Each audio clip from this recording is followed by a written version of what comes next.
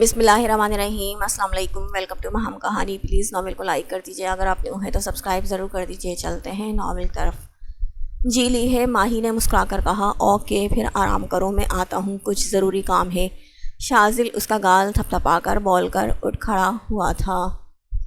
شاذل اس کے پاس سے گزر رہا تھا جب ماہی نے اس کا ہاتھ پکڑا۔ کیا ہوا؟ شاذل سوالیہ نظروں سے اس کو دیکھنے لگا تھا۔ آپ پریشان مجھے لگ رہے ہیں۔ ماہی شاذل کو اتنا چپ دیکھ کر روحان سی ہوئی، مگر شاذل کے چہرے پر گہری مسکراہٹ آئی تھی۔ یہاں آؤ۔ شاذل نے اس کو اپنے حصار میں لیا تو ماہی پرسکون ہوتی اس کے سینے سے لگی۔ اپنی آنکھوں کو بند کرو۔ ماہی اپنی آنکھوں کو بند کر گئی تھی۔ میں پریشان اس لیے ہوں کہ میں نے اکثر سنا ہے عورتیں شادی کے بعد جب بچے پیدا کرتی ہیں تو ان کا ویٹ بڑھ جاتا ہے، وہ گول مول سی ہو جاتی ہیں، کوئی کپڑے ان کو فٹ نہیں آتے۔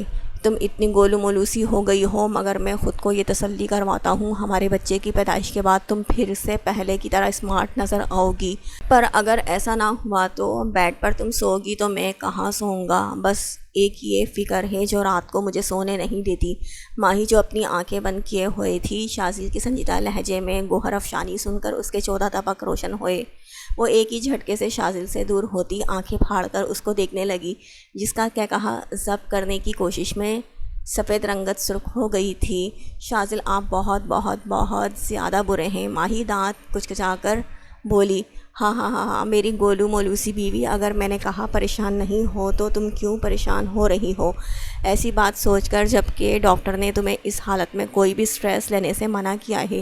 شاذل اس کے سامنے آتا اس کا ماتھا چوم کر بولا، مجھے آپ سے بات ہی نہیں کرنی، آپ بہت برے ہیں، آپ ہر بار میرا مذاق اڑاتے ہیں۔ ماہی کا انداز دیکھ کر شاذل مسکرا کر دوبارہ سے اس کو اپنے حصار میں لے کر اس کے بالوں میں بوسہ دینے لگا۔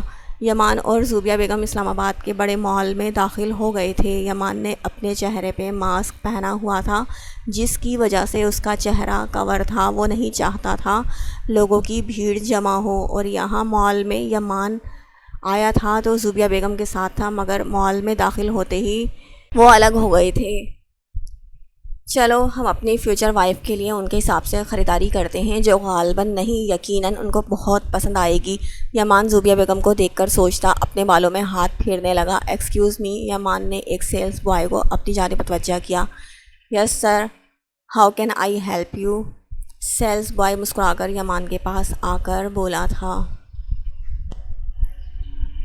مجھے یہ گاؤن پیک کر کے دو، اور ساتھ میں 25 ڈریسز کے درمیان نفیس خوبصورت ڈریسز بھی، جس میں سیم کلر کا دوپٹہ اور اسٹالر بھی ہو۔ آپ کو سمجھ آ رہا ہے نا میرے کہنے کا مطلب؟ یمان اپنی بات کرنے کے بعد تائیدی نظروں سے اس کو دیکھنے لگا۔ Yes of course sir, I completely understand. Sales boy Yaman کی بات سن کر مسکرا کر بول کر کچھ ڈریسز اس کے سامنے کیے۔ آپ کے کہنے کا مطلب تھا ایسی ڈریسز جو مشرقی گرلز پہنتی ہیں؟ سیلز بوائے ڈریسز پیک کرنے کے بعد بیگز یمان کی طرف بڑھا کر بولا تھا۔ اس کی نظر ہر طرف پھر رہی تھی، وہ زوبیہ بیگم کے ساتھ ہو کر بھی ان کے ساتھ نہیں تھا۔ یمان، آروش کے لیے یہ ڈریس کیسا رہے گا؟ زوبیہ بیگم ایک ڈریس یمان کے سامنے کیے بولی۔ یمان جو پرشوق نظروں سے ایک وائٹ کلر کے خوبصورت گاؤن کو دیکھ رہا تھا، زوبیہ بیگم کی آواز پر چونک کر ان کی جانب دیکھا، جو ایک گھٹنوں تک آتی شرٹ اس کو دکھا رہی تھی، جو تھی سلیو لیس۔ یہ آپ آروش کے لیے لے رہی ہیں؟ یمان کی آنکھوں میں ناگواری بھرے تاثرات آئے تھے، جس کو چھپانا اس نے ضروری نہیں سمجھا تھا۔ ہاں، پیاری ہے نا، کالا رنگ تو اس پہ خوب ہی جچے گا، زوبیہ بیگم خاصے پرجوش لہجے میں بولی۔ آپ کو لگتا ہے کچھ اور لینا چاہیے ان کے لیے؟ جیسے یہ گاؤن کتنا پیارا ہے، ساتھ سیم کلر کا حجاب بھی ہے، یا پھر وہ ڈریسز دیکھیں کتنے پیارے اور نفیس ہیں۔ یمان کبھی گاؤن تو کبھی خوبصورت پرنٹڈ سوٹس کی طرف اشارہ کرتا ان کو بتانے لگا، ہم کون سا آروش کو کسی میلاد میں بھیج رہے ہیں جو ایسے ڈریسز لیں؟ ماڈرن زمانہ ہے، تمہیں لڑکیوں کی شاپنگ کا نہیں پتہ، میں خود ہی دیکھ لیتی ہوں۔ زوبیہ بیگم نے اس کی بات سن کر ہنس کر سر جھٹکا۔ یا رائٹ، یمان ہنس کر بولا۔ پھر ایک چور نظر آس پاس کی جہاں زبیہ بیگم نہیں تھی، شاید وہ کہیں اور گئی تھیں۔ یمان مال سے باہر آتا، ان سب بیگز کو گاڑی کی پچھلی ڈگی میں رکھ کر دوبارہ مال کے اندر آتا، زبیہ بیگم کو تلاش کرنے لگا۔ آپ کی ہو گئی شاپنگ؟ 5 گھنٹے ہو گئے ہیں یمان کو مال کے 3 چکر کاٹنے کے بعد بالآخر زبیہ بیگم ملی تو ہاتھ میں پہنی گھڑی میں وقت دیکھ کر اس نے کہا، آلموسٹ ہو گئی ہے، بس ایونٹ کے لیے آروش کے لیے کوئی ڈریس پسند نہیں آ رہا، سوچ رہی ہوں وہ اپنی ڈیزائنر سے ڈیزائن کرواؤں۔ زبیہ بیگم نے پرسوچ لہجے میں اس سے کہا، ایونٹ؟ یمان سوالیہ نظروں سے ان کو دیکھنے لگا۔ ہاں، آروش کے لیے ہم نے ایک پارٹی آرگنائز کرنے کا سوچا ہے، زبیہ بیگم نے بتایا۔ او اچھا، یمان صرف یہی بول پایا تھا۔ ہاں، اور آج رات زرفشا، زرنور، زرگلبی پاکستان لینڈ کر رہی ہیں، زبیہ بیگم نے مزید بتایا۔ یہ تو اچھی بات ہے، یمان ان کی خوشی دیکھ کر مسکرایا تھا۔ آروش، یہ تمہارے لیے کال ہے تمہارے گھر سے۔ نور آروش کے کمرے میں آتی اپنا فون اس کی جانب بڑھائے بولی تو آروش ناسمجھی سے اس کو دیکھنے لگی تھی۔ میرے لیے کال آپ کے سیل فون پر؟ آروش کو بات کچھ سمجھ نہیں آئی تھی۔ ہاں، حویلی سے ہے، شاید انہوں نے ڈیڈ کو کال کی تھی، مگر وہ تو یہاں تھے نہیں تو میرا نمبر ان کو دے دیا، نور نے بتایا تو آروش نے بے چینی سے ان کے ہاتھ سے فون لے کر اپنے کان کے پاس کیا۔ السلام علیکم۔ آروش فون کان کے پاس کرتی سلام کرنے لگی۔ نور ایک مسکراتی نظر اس پہ ڈال کر کمرے سے باہر چلی گئی تھی۔ وعلیکم السلام، کیسی ہو میری بچی؟ دوسری جانب سے نم لہجے میں کلثوم بیگم نے پوچھا۔ جیسی بھی ہوں، آپ لوگوں کو کیا؟ آپ لوگوں نے تو فالتو سمجھ کر حویلی سے بے دخل کر دیا تھا، آروش شکوہ بھرے لہجے میں بولی تھی۔ ایسے مت کہو آروش، کلثوم بیگم تڑپ کر بولی تھی۔ تو اور کیا کہوں اماں سائیں، جب سے یہاں آئی ہوں کسی نے مجھے یاد تک نہیں کیا، شازل لالا نے بھی نہیں۔ مجھے لگا تھا ان کو جیسے پتہ چلے گا وہ مجھے لینے آئیں گے، مگر آپ سب نے بتا دیا۔ میں تب سب کو پیاری تھی جب شہباز شاہ کی بیٹی تھی، جب پتہ چلا میں کسی دلاور خان کی بیٹی ہوں تو سب نے منہ موڑ لیا۔ آروش کی آنکھیں بھیگی تھیں، مگر دوسری جانب موبائل جو اسپیکر پہ تھا، درید شاہ اور شازل شاہ نے سختی سے اپنے ہونٹوں کو بھینچا تھا۔ اس کی بات پر شازل کلثوم بیگم سے موبائل لیتا اسپیکر آف کرتا اپنے کان کے پاس کر گیا۔ بہت بدگمان ہو گئی ہو آرو، شازل نے افسوس بھرے لہجے میں کہا۔ بدگمان کرنے والے بھی آپ سب ہیں آروش۔ پہلے تو شازل کی آواز پہ حیران ہوئی تھی، مگر اس پہ قابو پا کے وہ دو بدو بولی، تمہیں کیا لگتا ہے ہمیں تمہاری پرواہ نہیں، تمہاری یاد نہیں آتی؟ شازل نے سنجیدگی سے کہا، بالکل یہی لگتا ہے، اگر آپ کو میری پرواہ ہوتی تو آج میں یہاں نہ ہوتی۔ آپ میں سے کسی کو میری یاد کیوں آئے گی جب بابا سائیں کو نہیں پتہ کہ ان کے دل کا ٹکڑا کس حال میں ہے؟ شہباز شاہ کا خیال آتے ہی اس کی آنکھوں سے آنسو بہہ نکلے تھے۔ کیا کچھ ہوا ہے آرو، مجھے بتاؤ۔ شازل اس کی آخری بات پہ پریشان ہوا، جبکہ درید اور کلثوم بیگم کی نظریں بھی اس پہ ٹک گئی تھیں۔ اور نہیں تو کیا، حویلی میں کسی کو ایک بار کوئی کام کہتی تھی یا کوئی چیز لانے کا کہتی تھی تو مل جایا کرتی تھی، اور یہاں جب سے آئی ہوں ہر ایک سے جائے نماز اور قرآن پاک کا بولا ہے، بار بار یاد بھی کرواتی ہوں، مگر مجال ہے جو کسی نے اس پہ عمل کیا ہو۔ ہاں، کہہ کر چلے جاتے ہیں، اور ایک میں ہوں جو یہاں بس ان کی راہ تکتی ہوں، آروش شکایتی لہجے میں بولی تو شازل نے گہری سانس لی۔ تو پھر کیا تم نے نماز نہیں پڑھی اتنے وقت سے؟ شازل نے پوچھا اور کال دوبارہ سے اسپیکر پہ کی۔ لالا، نماز کیسے چھوڑ سکتی ہوں، وہ پڑھتی ہوں، ایک شال ہے اس کو بار بار دھوتی ہوں، یا کبھی ایسے ہی فرش پر پڑھ لیتی ہوں، مگر جائے نماز کا ہونا تو ضروری ہے نا۔ آروش کی بات پہ درید اور شازل کو اس پہ بے انتہا پیار آیا تھا، جبکہ کلثوم بیگم کے چہرے پر فکر مندی چھائی تھی۔ آروش، تم دھوتی ہو شال؟ اسلام آباد میں تو ٹھنڈ بھی بہت ہوگی، زیادہ پانی میں ہاتھ مت ڈالا کرو ورنہ بیمار پڑ جاؤ گی، کلثوم بیگم نے پریشانی سے کہا۔ یہاں میرے لیے بابا سائیں نے کوئی خاص ملازم نہیں رکھی ہوئی جو گلاس پانی کا بھی خود اٹھا کر دے گی۔ دن میں جانے کتنی بار دھونی پڑتی ہے، اب بار بار تو میں کسی کو نہیں بلا سکتی نا، کیا سمجھیں گے، کتنی پھوہڑ ہے یہ۔ آروش کلثوم بیگم کی بات پہ سر جھٹک کر بولی، پھوہڑ تو تم ہو۔ شازل نے اس کو چڑھایا تو درید نے اس کو گھور کر دیکھا۔ جبکہ کلثوم بیگم اس کی بات نظر انداز کیے آروش سے بولی، لالا سے تو اچھے سے بات کی، ماں سے کیوں ایسے بات کر رہی ہو؟ کیونکہ جب میں یہاں آ رہی تھی تو آپ نے مجھے گلے نہیں لگایا تھا اور نہ ماتھا چوم کر یہ کہا تھا اللہ کی امان۔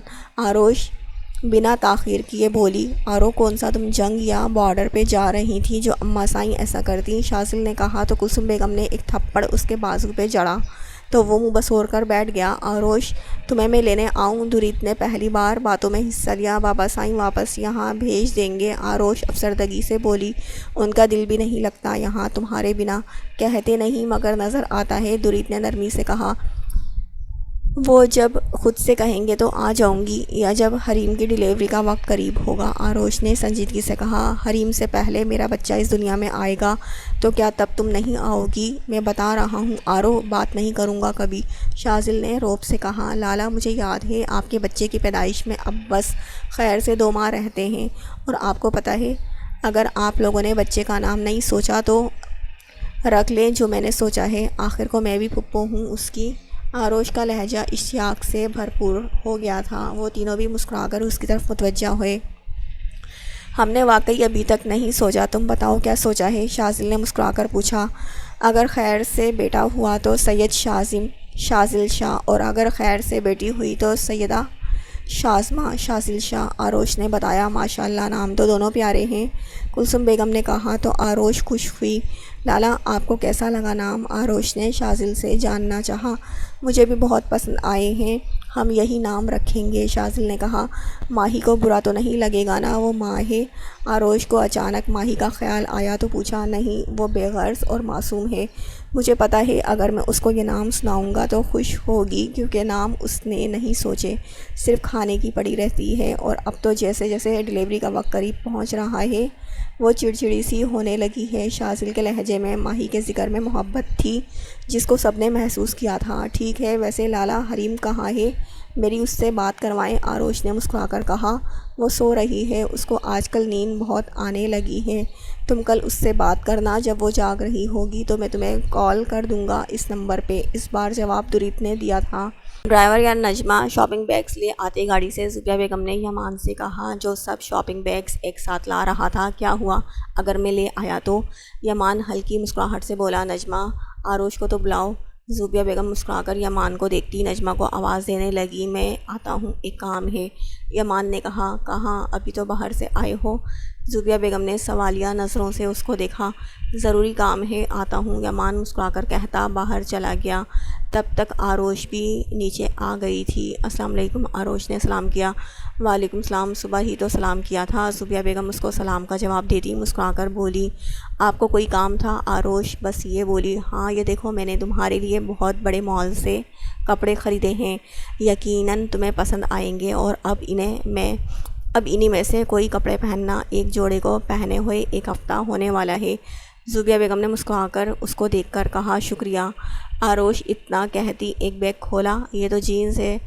آروش ایک کے بعد ایک بیگ کھولتی، سارے ڈریسز بیگ سے نکالتی، ان سے بولی، کسی ڈریس میں بازو نہیں تھے تو کوئی بیک لیس تھی، یا تو حد درجہ شارٹ ڈریسز تھے جن کو دیکھ کر اس کے تاثرات ناپسندیدگی میں ظاہر ہوئے۔ تو زوبیہ بیگم کو سمجھ نہیں آیا، تو میں ایسے کپڑے نہیں پہنتی، میں ایسے کپڑے پہنتی ہوں جیسے میں نے ابھی پہنے ہوئے ہیں۔ آروش نے اپنی جانب اشارہ کیے سنجیدگی سے کہا، دیکھو آروش، تم پہلے ایسے کپڑے پہنتی ہوگی مگر اب تمہیں اپنا لائف اسٹائل بدلنا ہوگا۔ زوبیہ بیگم نے نرمی سے کہا، آپ نے بس یہ مہنگے ڈریسز لے کر پیسوں کو ضائع کیا ہے، کیونکہ نہ میں نے ایسے کبھی کپڑے پہنے ہیں اور نہ کبھی پہننے کا تصور کر سکتی ہوں، مجھے پورے اور کھلے کھلے کپڑے پسند ہیں۔ آروش نے ان کی بات کے جواب میں کہا، شاید تم میری بات سمجھی نہیں۔ زوبیہ بیگم نے اس کی ایک ہی رٹ میں کہا، میں نہیں، شاید آپ میری بات نہیں سمجھ پائیں۔ آپ لوگوں کا جیسا لائف اسٹائل ہے وہ میرا نہیں ہو سکتا، اگر آپ ایسا چاہتے ہیں تو یہ غلط ہے، اور اگر بات چاہ کی ہے تو میں چاہتی ہوں آپ لوگ وہ لائف اسٹائل اپنائیں جو میں نے اپنایا ہوا ہے۔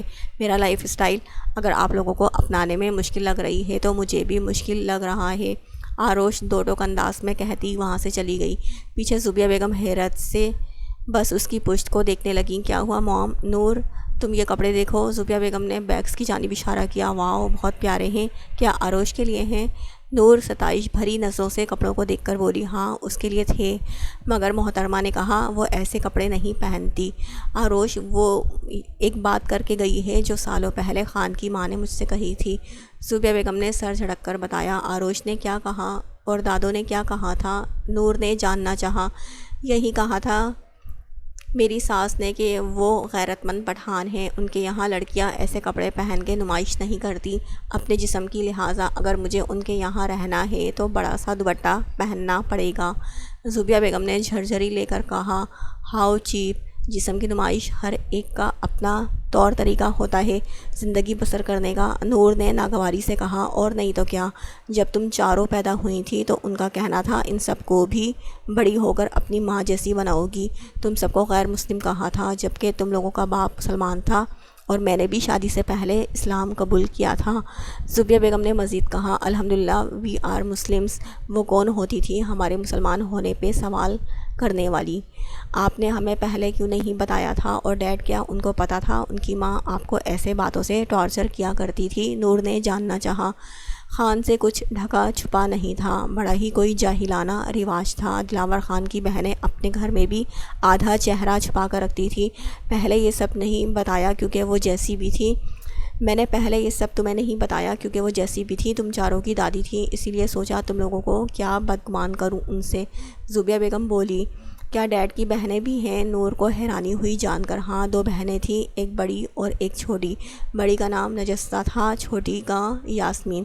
زوبیہ بیگم نے بتایا، اچھا ہوا جو ڈیڈ یہاں موو آن ہو گئے۔ نور ان کی بات سن کر بولی، ہاں مگر یہ آروش تو بالکل ان کا عکس لگتی ہے، اس کی آنکھیں اپنی دادی سے ملتی ہیں۔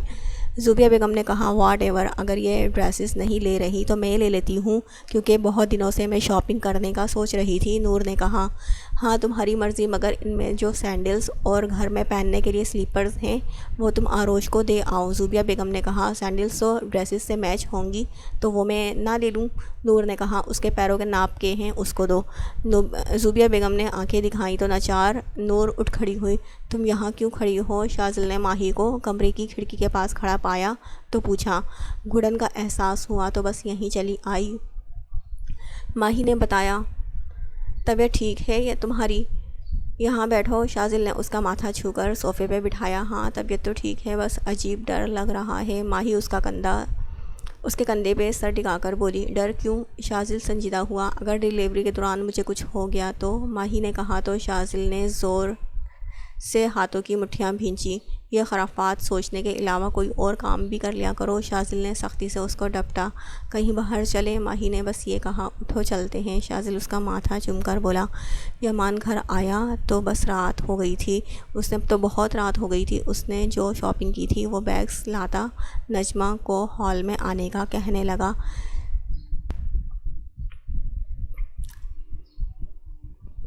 کچھ سوچتا گنگناتا کچن میں جانے لگا۔ تمیز نہیں کہیں بھی آنے جانے کی۔ یمان جو کچن میں داخل ہوا تھا، آروش کی آواز پہ یکدم اپنا رخ بدل گیا۔ سوری، ایکچولی مجھے نہیں پتہ تھا کہ آپ بھی یہاں موجود ہیں، ورنہ میں کچن کا دروازہ ناک کر کے آتا۔ یمان اپنی مسکراہٹ دبائے بولا تو آروش نے اس کی پشت کو گھورا۔ میں جب یہاں ہوں تو تم یہاں مت آیا کرو، آروش نے دانت پیس کر کہا۔ کیوں، کیا آپ کو مجھ سے شرم آتی ہے؟ یمان مصنوعی حیرت سے بولا۔ کیا پاگل ہو؟ مجھے کیوں تم سے شرم آنے لگی؟ آروش نے تیز آواز میں کہا۔ پھر کیا اعتراض؟ یقین جانے میں نے بس ایک دفعہ آپ کا چہرہ دیکھا تھا، وہ بھی اتفاق سے، اس میں میرا کوئی قصور نہیں تھا۔ یمان اپنے گلے کی ہڈی پہ ہاتھ رکھتا معصومیت سے بولا۔ فضول گوئی کے علاوہ کچھ آتا ہے؟ آروش نے زچ ہو کر بولا۔ یقیناً آپ نے اپنے چہرے کے گرد دوپٹہ لیا ہوگا تو کیا میں مڑ سکتا ہوں؟ یمان اس کی بات نظر انداز کیے بولا تو آروش نے کوئی جواب نہیں دیا، جس پہ یمان کے چہرے پہ مسکراہٹ آئی اور خود ہی اپنا رخ آروش کی جانب کیا، جو اس کی سوچ کے مطابق اپنے چہرے پہ دوپٹہ لیے ہوئے تھی اور خونخوار نظروں سے اس کو دیکھ رہی تھی۔ یمان سمجھ گیا تھا یقیناً آروش کا چہرہ بھی لال بھگو کا ہو گیا ہوگا۔ یمان کی مسکراہٹ گہری سے گہری ہوتی جا رہی تھی۔ دوسری طرف آروش کی نظر اس کے ڈمپلز پہ پڑی تو حیرانگی ہوئی، وہ ان ڈمپلز میں اچھا لگ رہا تھا۔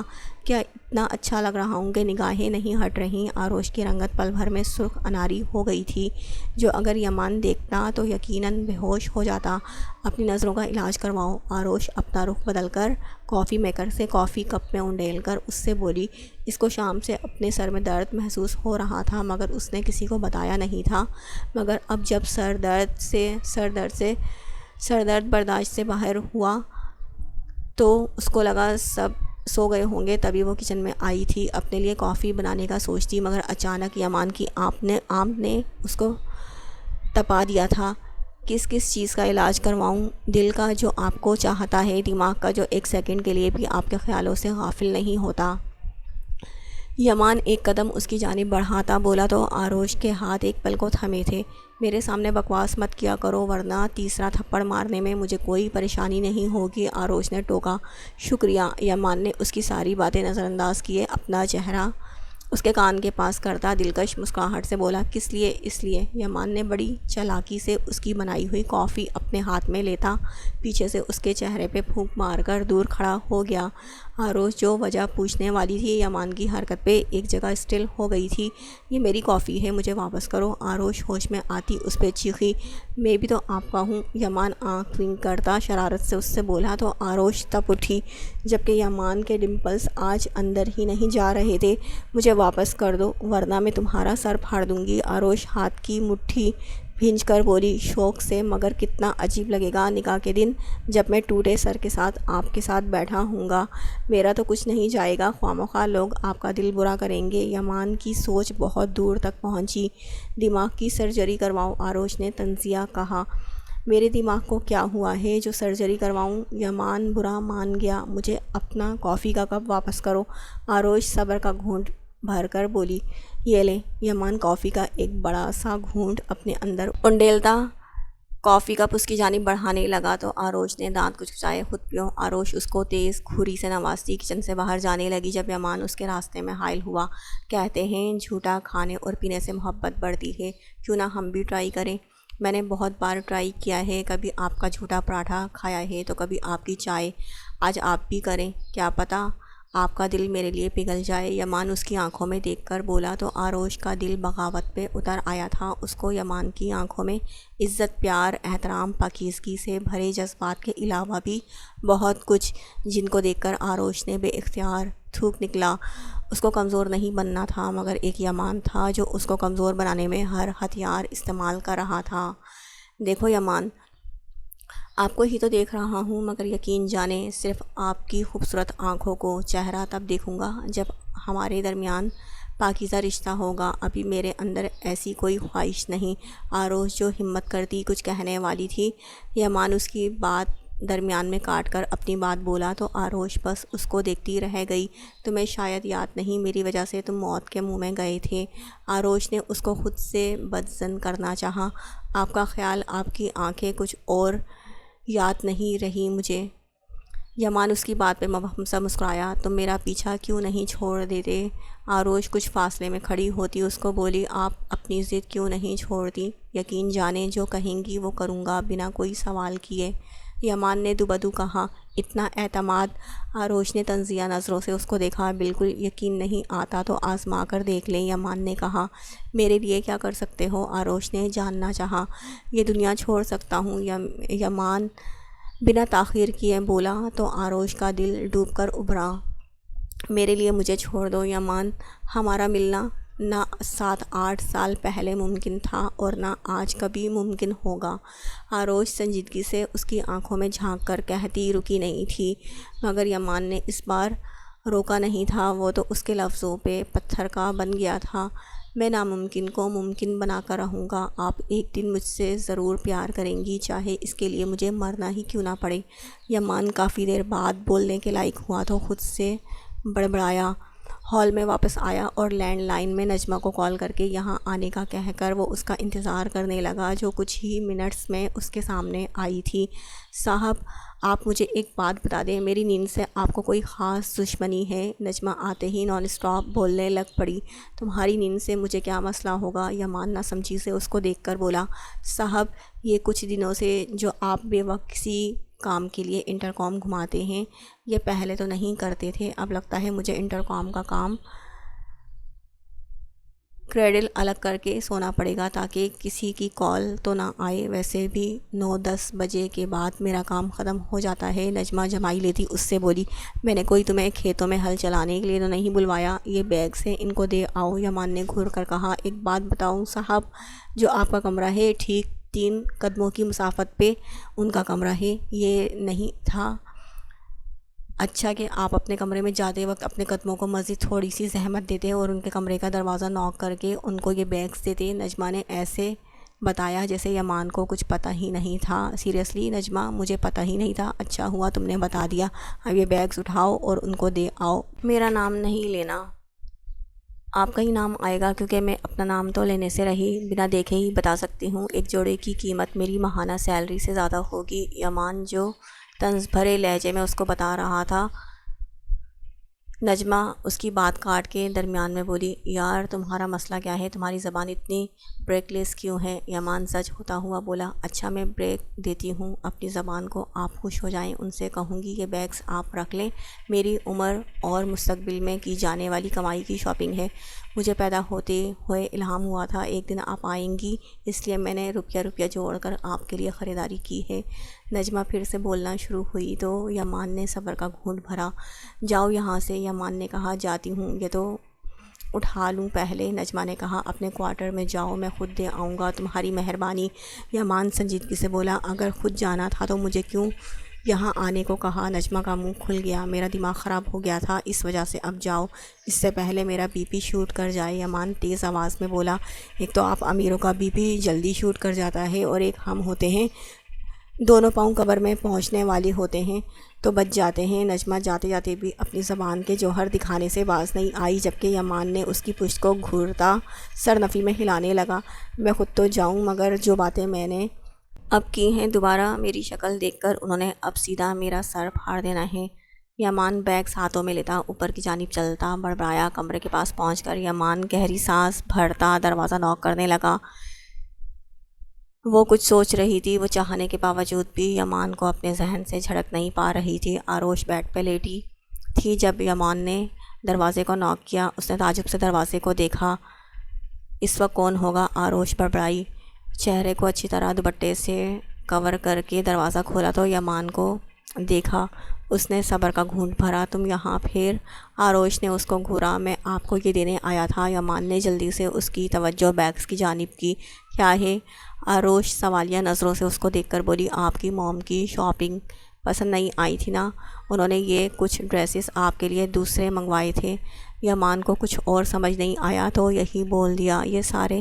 آروش نے کنفرم کرنا چاہا، جی یہ سارے آپ کے ہیں۔ یمان نے کہا، وہ خود کیوں نہیں آئیں اور تمہیں کیوں اس وقت یہاں بھیجا کچن میں؟ تم نے ایسا کچھ نہیں بتایا تھا۔ آروش نے مشکوک نظروں سے اس کو دیکھ کر کہا، تب مجھے کچھ نہیں پتہ تھا کہ آپ کو کیسے بتاتا، یہ تو ابھی انہوں نے کہا اور آپ کو سختی سے تاکید کی ہے کل انہی میں سے کوئی جوڑا پہنے۔ یمان بڑی صفائی سے ایک کے بعد ایک جھوٹ بولا، شکریہ۔ آروش بحث سے بچتی بیگس اٹھانے والی تھی جب یمان پھر بولا، بہت بھاری بیگس ہیں، آپ نہیں اٹھا پائیں گی، میں وارڈروب سیٹ کر دیتا ہوں۔ یمان اتنا کہتا بنا آروش کو کچھ بولنے کا موقع دیے کمرے کے اندر داخل ہو گیا۔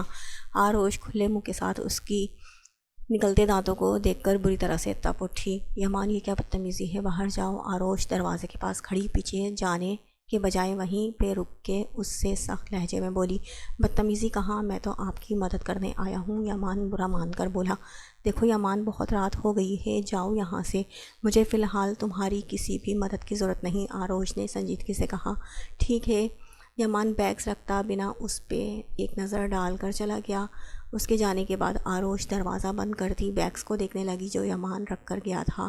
شاذل، آپ نے میری آنکھوں پہ ہاتھ کیوں رکھا ہے؟ ماہی پریشانی سے شاذل سے بولی، جو آج سارا دن حویلی میں نہیں تھا، آنے کے بعد صرف اس سے یہ کہا وہ تیار ہو جائے اور اب جانے وہ اس کو کہاں لاتا۔ اس کی آنکھوں پہ ہاتھ رکھ گیا تھا جس وجہ سے اس کو کچھ نظر بھی نہیں آ رہا تھا۔ سرپرائز! شاذل اس کی آنکھوں پر سے اپنے ہاتھ ہٹاتا بولا تو ماہی بار بار اپنی آنکھوں کو جھپک کر کھول کر سامنے دیکھنے لگی جہاں دیوار پر ایک بورڈ چسپا تھا اور اس بورڈ کے چاروں اطراف میں خوبصورت حروف لکھے ہوئے تھے، یہ بورڈ تھا، اور اس بورڈ کے رنگ برنگی لائٹس تھیں جس پہ خوبصورت حروفوں سے لکھا تھا happy birthday my wife, happy first anniversary and happy second anniversary, welcome baby. Shazal یہ اس سے کچھ بولا ہی نہیں گیا۔ ماہی ایک نظر بورڈ پہ ڈالنے کے بعد چاروں اطراف دیکھنے لگی، جہاں غبارے اور پھولوں کے ساتھ ہال خوبصورتی سے سجایا گیا تھا۔ ہال کے بیچوں بیچ ایک ٹیبل تھا جس پہ ایک کے بجائے 4 کیک تھے اور کچھ گفٹس تھے۔ مجھے نہیں پتا تھا تمہاری سالگرہ کب آئی اور کب گئی۔ ایک اچھے شوہر ہونے کی حیثیت سے میرا فرض تھا تمہاری چھوٹی چھوٹی خوشیوں کو سیلیبریٹ کرنا، جبکہ سالگرہ کا دن تو تمہاری زندگی کا خاص دن تھا اور اب میرے لیے بھی ہے۔ ہمارا نکاح جن حالات میں بھی ہوا تھا، اس کو کب 1 ماہ سے 1 سال ہو گیا مجھے پتہ نہیں چلا، تو اس کو منانا کیسے بھول گیا۔ ایسے ہی ہماری شادی کو ماشاءاللہ سے 2 سال ہو گئے۔ پھر آتے ہیں ہمارے بچے کی جانب، جو ہمارے لیے اللہ کی نعمت ہے۔ اس کے آنے کی خوشی تو پہلے ہی منانی چاہیے تھی۔ تم نے مجھے اتنی بڑی خوشی دی ہے، اس کو منانا چاہیے تھا دھوم دھام سے، جبکہ وہ بھی نہیں کر پایا۔ مجھے افسوس تھا، مگر جب تم نے یہ سب کہا تو مجھے لگا تمہارے لیے میں اتنا تو کر ہی سکتا ہوں۔ اس لیے میں صبح سے یہاں تھا، اپنے ڈیرے میں تیاری کی سوچ رہا تھا تمہیں سرپرائز دوں۔ حویلی میں مجھے ٹھیک نہیں لگا اور یہاں تو کوئی آتا بھی نہیں، تو مجھے یہ بیٹر آپشن لگا۔ شازل اس کے گرد اپنا حصار بناتا نرم لہجے میں بولا تو ماہی کی آنکھوں میں نمی اتری تھی۔ میں نے ویسے ہی کہا تھا شازل، مگر یہ سب مجھے بہت اچھا لگا، ماہی خوشی سے چور لہجے میں بولی تو شازل نے اس کا ماتھا چوما۔ مجھے پتا تھا تمہیں یہ سب پسند آئے گا، اگر ہم اسلام آباد ہوتے تو میں یہ سب اچھے سے ہوٹل میں ڈیکوریٹ کرتا، مگر گاؤں میں مجھ سے بس یہ بورڈ اور لائٹس وغیرہ ہو پائی۔ شازل نے کہا یہ سب بہت ہے، میں بتا ہی نہیں سکتی میں کتنی خوش ہوں۔ ماہی کا چہرہ دمک اٹھا تھا۔ تم نے مجھ سے کبھی کچھ نہیں مانگا، مگر میں چاہتا ہوں تم مجھ سے ہر چیز کی فرمائش کرو، نخرے کرو۔ میں شوہر ہوں تمہارا، مجھ پہ تمہارے علاوہ کسی کا حق نہیں۔ شازل نے محبت بھرے لہجے میں اس کو مان دیا تھا۔ ماہی نے اپنی تھوڑی اس کے سینے پہ ٹکائی۔ سوچ لیں اگر میں ناز نخرے دکھاؤں گی تو آپ کے لیے مسئلہ بن سکتا ہے۔ ماہی نے مسکرا کر وارن کیا، مجھے یہ مسئلہ ساری زندگی منظور ہے۔ شازل نے ہنس کر کہا، آپ اتنے اچھے کیوں ہیں شازل؟ ماہی اس کے گال کھینچ کر بولی، اگر میں اچھا نہ ہوتا تو مجھے تمہاری جیسی گولو مولو معصوم عرف بیوقوف عرف کم عقل عرف نادان بیوی کیسے مل پاتی؟ شازل اس کے بھرے ہوئے گالوں کو زور سے دائیں بائیں ہلاتا شرارت سے بولا تو ماہی کا منہ بن گیا۔ میں بیوقوف نہیں، ماہی نے لاڈ سے کہا، تم ہو ماہی۔ شازل نے مسکراہٹ دبائی، اچھا کیک کاٹیں، یہ سب بس سجانے کے لیے ہے کیا؟ ماہی نے بات کا رخ بدلا، بڑی چلاک ہو۔ شازل نے اس کی بات بدلنے کے انداز پہ کہا، آف کورس، کیونکہ میں آپ کی بیوی ہوں۔ ماہی نے آنکھیں پٹ پٹا کر معصوم شکل بنائی، کہا تو شازل نفی میں سر ہلانے لگا۔ ظرفشا، زرنور، زرگل پاکستان آ گئی تھیں۔ وہ سب آروش سے ملنے کے بعد ہال میں بیٹھے ہوئے تھے، ساتھ میں مروتاً آروش بھی تھی، مگر یمان اور زرگل کے خاص ملازم کی وجہ سے اس نے چہرے پہ نقاب کیا ہوا تھا، جو سب کو عجیب لگ رہا تھا سوائے یمان کے۔